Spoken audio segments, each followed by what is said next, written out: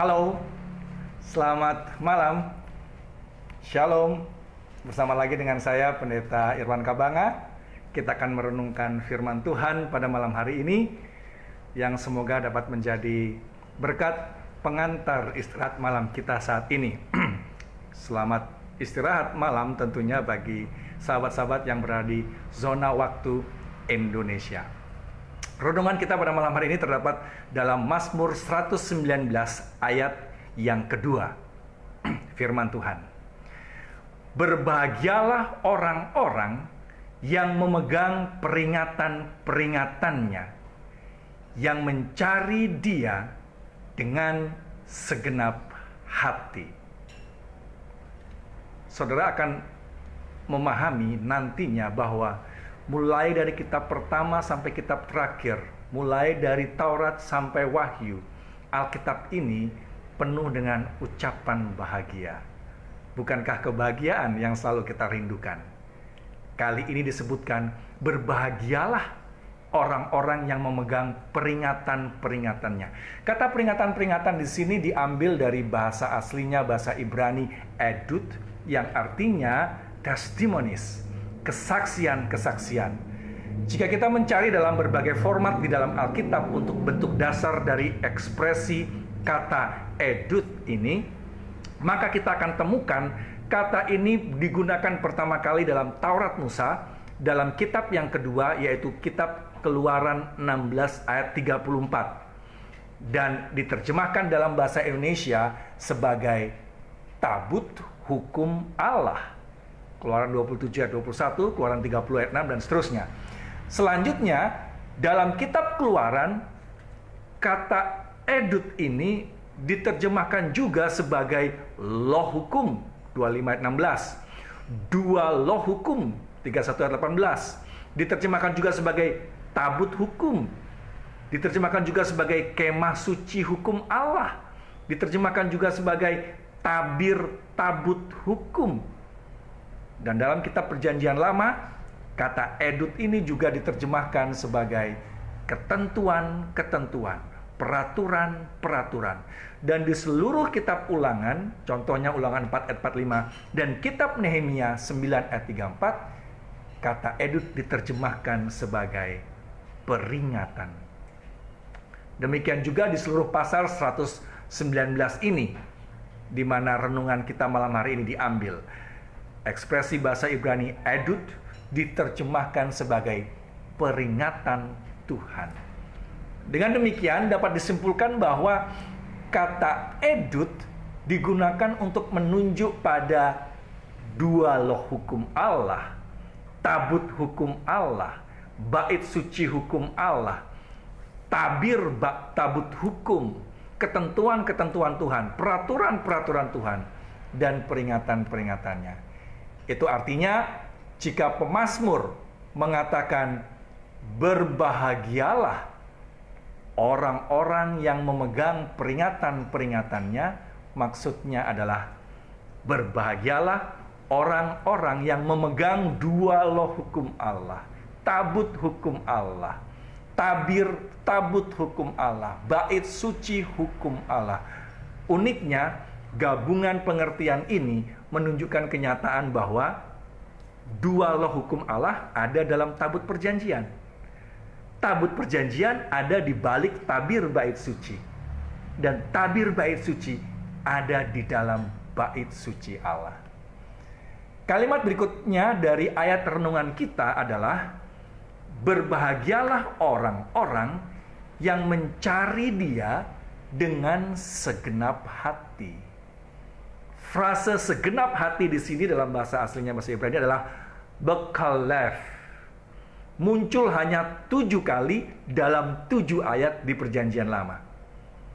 Sementara kita tahu angka 7 adalah angka sempurna di Alkitab. Itu artinya segenap hati di sini berhubungan erat dengan hal yang sempurna. Segenap hati di sini menuntut kesungguhan hati yang sempurna. Satu ayat bekalef, segenap hati, muncul di kitab 2 Raja-Raja 23 ayat 3. Di situ menceritakan tentang Yosia, raja bangsa Israel yang terkenal karena naik tahta di usia yang relatif masih sangat muda, yaitu 8 tahun. Ayat itu menceritakan bagaimana ia mengadakan kebangunan rohani yang sungguh-sungguh, yang segenap hati bagi rakyatnya dengan mengikat perjanjian dengan Tuhan untuk menuruti hukum-hukumnya. Satu ayat yang lainnya yang muncul tentang Bekalev, segenap hati. Ini muncul di kitab Zefanya 3 ayat 14 yang berisi tentang seruan Nabi Zefanya kepada umat yang sisa agar bersuka cita dengan Bekalev, segenap hati, karena keselamatan Tuhan telah tiba. Tuhan hadir di antara umatnya dan Tuhan akan mengangkat malapetaka daripada umatnya. Dan 5 ayat lainnya untuk kata frase Bekalev, segenap hati, muncul semuanya di Mazmur pasal 119 ini. Yaitu yang pertama, ayat 34 berbicara tentang memelihara Taurat Tuhan dengan segenap hati. Ayat 58 berbicara tentang permohonan doa kepada Tuhan dengan segenap hati. Ayat 69 berbicara tentang memegang titah-titah Tuhan dengan segenap hati. Dan ayat 145 berbicara tentang seruan kepada Tuhan, berdoa kepada Tuhan dengan segenap hati. Dan ayat 2, ayat renungan kita malam ini mengatakan, berbahagialah orang-orang yang memegang peringatan-peringatan Tuhan, yang memegang hukum-hukum Tuhan, yang mencari Tuhan dengan segenap hati. Kita jadi teringat rangkuman Yesus Kristus tentang 10 hukum Allah yang detailsnya ada dalam 2 loh batu, dicatat dalam Keluaran 20 dan Ulangan pasal 5. Dan itu semua dirangkumkan dalam 2 bagian yang tercatat dalam Matius 22 ayat 34 sampai 40. Hukum yang pertama sampai yang keempat, Yesus merangkumkan, kasihilah Tuhan Allahmu dengan segenap hatimu, dan dengan segenap jiwamu, dan dengan segenap akal budimu. Dan hukum yang kelima sampai yang ke-10, Yesus menyimpulkan, kasihilah sesamamu manusia seperti dirimu sendiri. Mengapa Yesus hanya berbicara rangkumannya? Ya, karena konteks ayat itu menuliskan, mencatat, Yesus sedang menjawab pertanyaan dari orang Farisi, ahli Taurat, ayat yang ke-34, Matius 22. Mereka ini tahu betul tentang 10 hukum Allah, tentang 10 hukum Taurat. Sehingga Yesus tidak perlu menjelaskan detailsnya lagi kepada ahli Taurat tersebut. Namun Yesus mengingatkan dasar dari 10 hukum Tuhan adalah kasih. Karena Allah adalah kasih.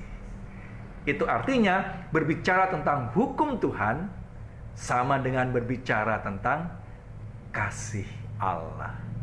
Atau dengan kata lain, jika kita mengasihi Allah, maka kita akan menuruti hukum Allah. Dan jika kita menuruti hukum Allah, itu karena kita mengasihi Allah.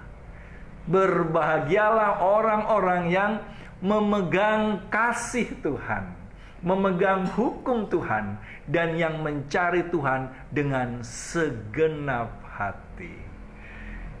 Kita juga dapat menerima kebahagiaan ini mulai malam ini dan seterusnya, dengan cara kita memegang kasih Tuhan, hukum Tuhan, menurutinya, dan mencari Tuhan dengan segenap hati. Mari kita berdoa. Ya Tuhan kami, ya pencipta kami, Allah Bapa yang penuh kasih di sorga. Terpujilah namamu Tuhan, malam hari ini sebelum kami istirahat tidur. Kami diingatkan lagi oleh firman-Mu bahwa kami dapat menjadi orang-orang yang berbahagia, menerima kebahagiaan yang sejati itu dengan cara memegang firman Tuhan, memegang peringatan-peringatan Tuhan, memegang hukum-hukum Tuhan, menurutinya, dan mencari Tuhan dengan segenap hati. Ya benar Tuhan, ketika banyak orang bisa saja meninggalkan kami seorang diri, kami tahu hanya satu oknum yang tidak pernah meninggalkan kami, dan dialah Tuhan pencipta kami yang penuh kasih. Malam ini kami rindu mencari Engkau dengan segenap hati, dan Engkau hadir dalam istirahat kami malam ini. Terimalah dan dengar doa kami ini Tuhan, supaya kami menjadi berbahagia di dalam Tuhan. Kami minta ampun atas dosa kami, di dalam nama Yesus Kristus, yang adalah Tuhan pencipta, penuh kasih, yang adalah penebus dan juru selamat kami. Amin. Selamat malam, tidur yang nyenyak, mimpi yang indah. Tuhan memberkati.